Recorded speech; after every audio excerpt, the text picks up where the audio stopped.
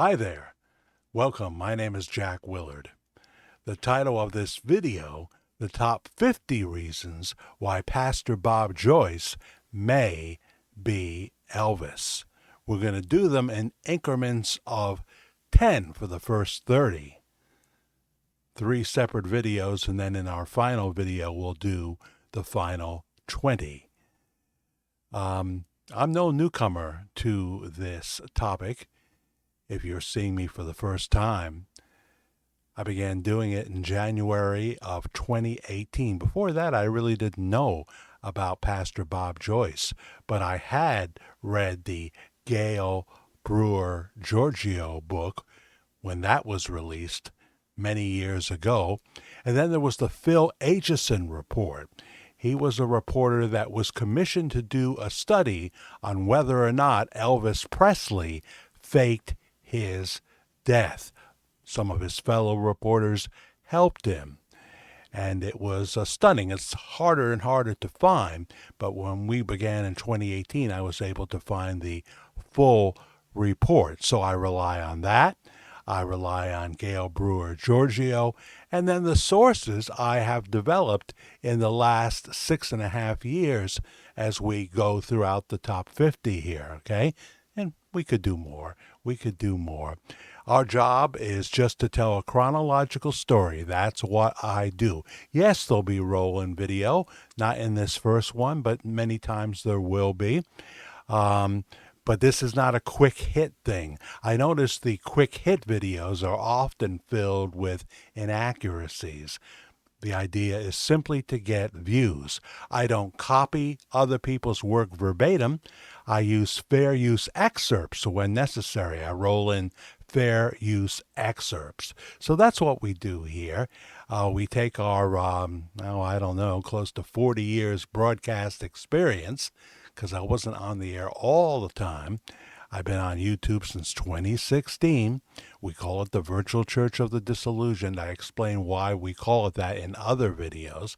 So we do know a thing or two, and we keep learning, and we keep getting information from sources. But as I like to say, the number one source in the last couple of years especially, the biggest contributor to the topic has been the pastor himself.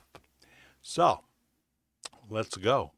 The top 50 reasons. We'll do the first 10 in the countdown.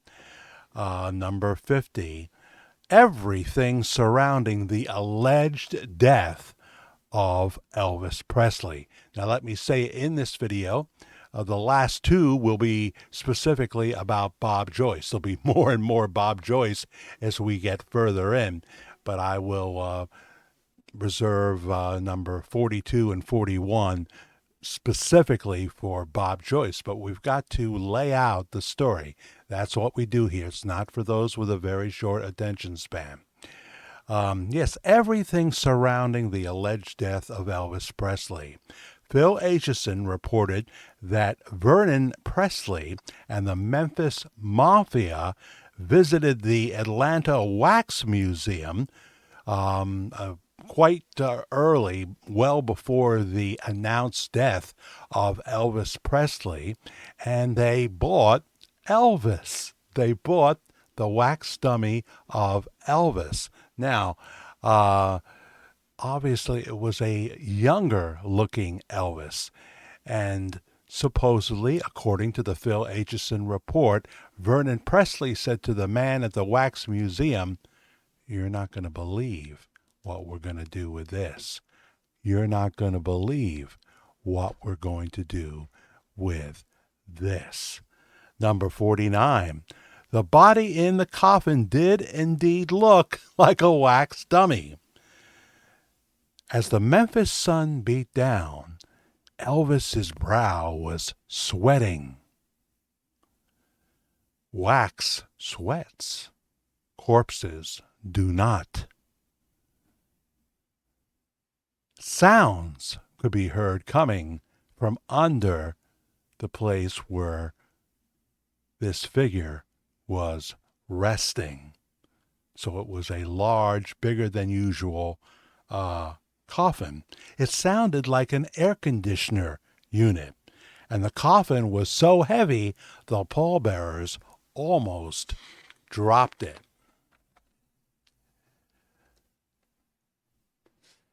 Number 48. Two young ladies, Alice Hovarter and Juanita Johnson, were killed by a drunk, crazed driver. They were not far from the viewing line, but they were off the property in the street. A cop was nearby, and this guy deliberately killed them. Actually, he struck three ladies. One of them survived, and Spa Guy has a video on YouTube where he goes to her house and interviews her. You don't see Spa Guy. You see the lady being interviewed. So this was an absolute tragedy.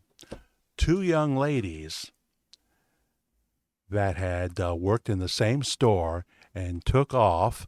Maybe they called in sick, I'm not sure. And they took off and headed to Memphis to view the body of Elvis Presley. And they were killed way before their time.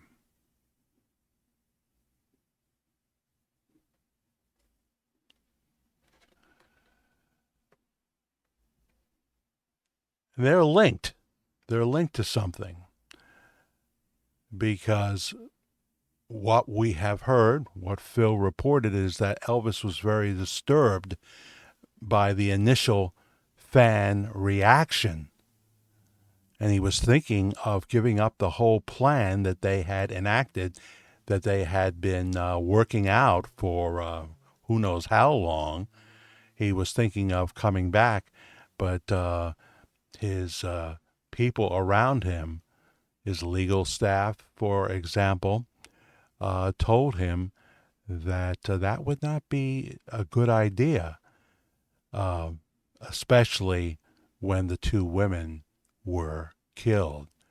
They said, you could be considered an accessory to vehicular homicide or vehicular manslaughter. So he decided not to do it. There were many reasons why he did what he did, not just one, and we talk about that on this channel. Now, number 47, the body of a large man on the bathroom floor was said to be by two paramedics who responded that that was not Elvis. Lately, there's been a story going around that several weeks prior to the alleged death of Elvis Presley, Elvis imitator, and there are many, assumed the role of Elvis, replaced him, and he just went away. And for several weeks, this man, kept a low profile, but was in Graceland. That makes no sense at all. They didn't need an Elvis impersonator. Frankly, they needed a corpse. A story has been told that what happened, Phil covered this, as a man passed away. He had no relatives that they could find. He was sort of a large man. And the government placed that body on the floor of the Graceland bathroom. So this man that they are calling, I believe, Roscoe, who impersonated Elvis for 2 weeks, that was not going to help them at all. They needed a corpse, and they found this man, and Elvis was still in the building. Elvis was still in the building at that time, according to the sources, including Phil Aitchison.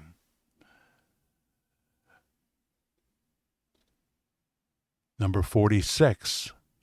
Phil Aitchison reported that Tanya Tucker was on the viewing line. And she looked at the figure in the coffin, and she was mystified. Now, since she was Tanya Tucker, she could walk over to Vernon Presley. And she said, Vernon, That's not Elvis. Where is he? Oh, he said, well, he's upstairs. We had to show the fans something. We had to show the fans something. Number 45, Phil reported a green helicopter picked Elvis up at Graceland in the back property soon after the funeral, and he was taken to a private plane and flown out of the country, possibly to Argentina. Elvis absolutely was very sick. He had chronic bowel obstruction. He was very much addicted to legal injectable pain medication. The karate took a real toll on his body, for one thing, and he needed to get off that addiction. Dr. Nick, his physician, had been totally irresponsible in the amount of medication that he injected into Elvis. In the Albert Goldman book about Elvis, he says that Elvis's body was like a human pincushion. It was hard to find a spot of skin that hadn't been previously injected. So Elvis had to go away, possibly 3 months or more, and in the Phil Aitchison report, they list the country of Argentina. He had to be made well in mind, body, and spirit. He was dangerously overweight. He was not in a good headspace. He needed to be made well, and then he would return to the United States, and that is when the Elvis sightings began. So the reason, number 44, for Elvis faking his death are many. A, he was seriously ill, major colon problems, very addicted to prescription injectables. But B, he may have testified against a major mob boss. Now, Elvis was not in the mob, but he was in Vegas, and people of influence would visit him in his dressing room in Las Vegas, at the hotel dressing room. And he heard things, is what they say. He heard things. They had been drinking already, the gentlemen that arrived, and Elvis heard things. So, although I can't find a confirmation of this, Elvis was said to have testified. And, well, then they say, well, he would have to go into the witness protection program. We'll talk more about that in just a little bit here. And another reason, C, that Elvis would need a change of lifestyle, as he felt like a total prisoner at Graceland. He really couldn't go anywhere. Sometimes they would rent the local movie theater at midnight for a private showing, but he couldn't go and enjoy life like everybody else. He would be mobbed. He would be mobbed. We should stress that it's not necessary, it may not have been necessary for Elvis to formally go into the witness protection program, because he was already a federal agent. He was knighted, so to speak, as a drug czar by President Nixon. It's been made mention in the Albert Goldman book that he was taking the prescription pain medications at that time. And in the famous photo with President Nixon, if you look at Elvis's eyes, he does seem a little high himself. Very beautifully dressed, and he brought a gun to the White House. Just shows up unannounced at the gate and says, I'd like to see the president, please. He knew he was there that particular time. I'd like to see President Nixon. And he has a gun and bullets, but they're not in the gun. It's an antique gun. It's a gift to President Nixon. Well, wouldn't you know, Elvis Presley at the gate was good enough. He got in to see President Richard Nixon, and he gave him a federal agent badge. Elvis explained how he wanted to combat drugs that were overtaking the youth. Elvis also had badges from the Memphis Police Department and was known to, on occasion, late night, always a late night person, in a blue Mercedes with a blue light that they put up on the roof. He and the Memphis Mafia would stop a speeder, and here would come Elvis Presley to a stunned driver, and the man would look at Elvis and say, "Aren't you Elvis Presley?" And he would say, "Yes, but I'm also law enforcement. We have laws in this county, and we'd like to see them kept. We'd like to see them kept." But yes, Nixon did that. So the government was going to protect Elvis and his family, because that was very necessary too, especially if there is the testifying against the mob boss link. They would arrange things for him. Nothing they would do would be considered illegal, because they were running the ship. They were steering the boat. It does appear he was given the name John, Jon, John Burroughs, Burrows, when he left America after the funeral. Number 43, Jeannie C. Riley said from the stage a while after Elvis's passing, "Oh, Elvis is not dead. I know people who talk to him all the time. I'll probably get in trouble for saying this, but he's very much alive." Now, let's skip ahead for 42 and 41 for two reasons why Bob Joyce may be Elvis, the top 50 reasons, with two concerning specifically the pastor in Benton, Arkansas, Pastor Bob Joyce, who seems to have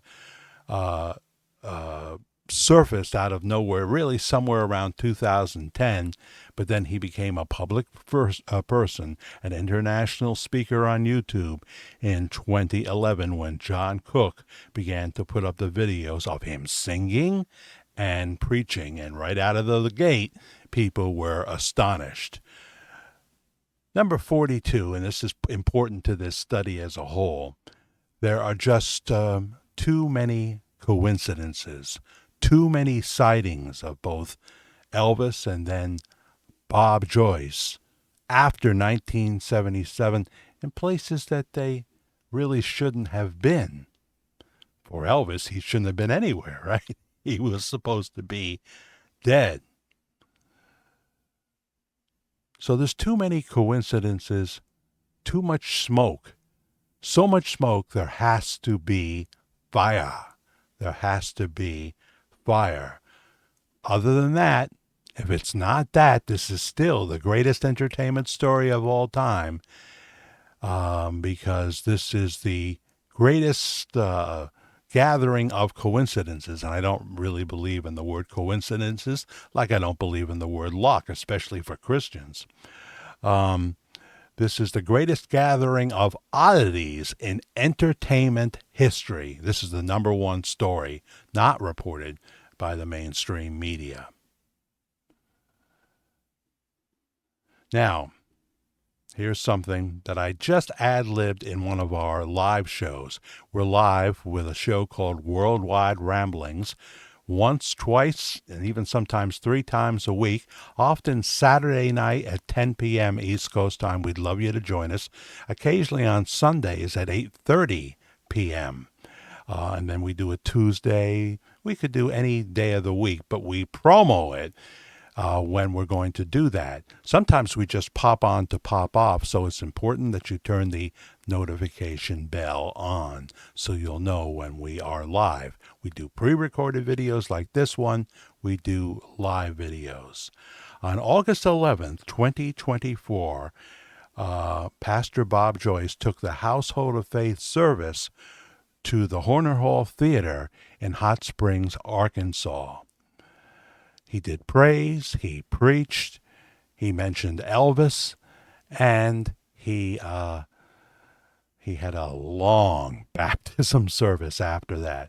over 100 people had signed up in advance right there in two tubs, one for the biggies and one for the smallies, right there on the stage of the Horner Hall Theater. He must have been exhausted when that was over. In the foyer, in the hallway of the Horner Hall Theater, Household of Faith had a booth. Now, what their mission was to raise funds for the new property that's been acquired, about 10 minutes from where the church is now, outside of Benton and outside all the laws and rules of Benton. We can pretty much do what we want out there, Pastor Bob said. And it's on 9 acres, and on the property right in front is a horse stable. We're not talking about an old barn, but we're talking about a beautiful horse stable, which as I speak to you here in October of 2024, they are converting into a temporary sanctuary. They think they can get 400 seats or more in there. I don't know. They'd have to have a prefab fellowship hall next to it, I suppose, to do that. But that could lead to a sanctuary with 500 seats or more, because what has happened is people are coming from all over the world to this little church in Benton. There's only 125 seats. You get there too late, and you'll end up in the fellowship hall, which is a separate building, watching on big screens, and people don't want that. So I think that they will get that together pretty quickly. And then the beginning of perhaps of the sanctuary, and there should be a house, and everything should be well protected on this property all the time, 24 hours a day, 7 days a week. So they had a raffle, just like the Catholics would do. There was a raffle, and this is something that I ad-lib, not really fully intending to say, comes from one of my sources. But one of the prizes, if not the big prize, was a big poster of Pastor Bob Joyce, which he autographed. And one of my sources bought the ticket, or tickets, and the person that gave her the tickets said, well, if you win this, hang on to it, because someday it's going to be worth a lot of money.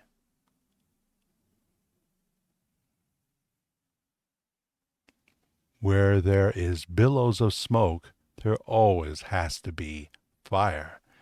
So that's what we talk about here as we tell the chronological story in videos like The Verdict. We have a very successful video, Did Pastor Bob Joyce Preach Lisa Marie's Private Funeral? That is not to be confused with the public memorial. The tall, lanky man with the Kenny Rogers look like Pastor Bob has was not Bob Joyce. Any man with white hair and a beard is going to be, oh, that's him. No, he preached opposite that and actually sang a tribute song. And we'll talk about that because it's one of our top 50 coincidences, all right? So that's our first 10 in our series here of the top 50 reasons why Pastor Bob Joyce may be Elvis. I speak of possibilities. I could be wrong about the whole thing. My personal email is Jack the Fair Guy, like you're going to the carnival, F-A-I-R, jackthefairguy@gmail.com, jackthefairguy@gmail.com. Now, please hit the subscribe button if you haven't already. We're trying to get to 10,000 by Christmas Day 2024 as I do this video. Please hit the subscribe button, the like button if you liked anything here, and hit that notification bell. Hit the notification bell because that lets you know when we come on live or put up a new video. So we'd love to have you join our family on the live stream Saturday nights at 10 p.m. East Coast time or whenever we're doing them. And you'll know because I also, for Worldwide Ramblings, I do a promo. Also, you'll see a thanks button here. If you can hit that for any amount, it's a credit card, $2, $5, $10, or if you've been so blessed, more. We need a new keyboard. I'm in need of a 4K camera. I want to get a better camera, but we also have a small retirement. And, like all creators, I find myself relying on a very loyal audience that give usually small tips, like you're tipping your waitress at the diner. I'm your virtual waiter. I don't think I'll go for waitress. So I'd appreciate it if you do that. If you want another way, I have a Cash App, and that's actually better because I get more of it. My handle on Cash App is Media Guy 56, MEDIAGUY 56, Media Guy 56. I worked for over 50 years. I was the overtime king when I was a peace officer with the city of New York at a homeless men's shelter for 19 years. I wasn't much of a cop. I think I was more of a friend to the homeless people. And I think it was such that if I had been in trouble, if I had been attacked, because I didn't have a gun and I wasn't going to want to use it anyway, I had a nightstick, not even pepper spray. But if I had been attacked, there are clients in that shelter that would have helped me because I think they knew that I really cared about them.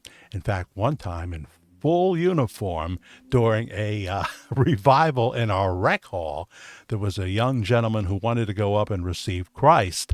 And he was, too shy to do it. And I said, well, I'll go up with you. Now, there are cameras. They could watch me at police operations, But I, in full uniform, went up with this man as he received Jesus Christ as his personal Lord and Savior.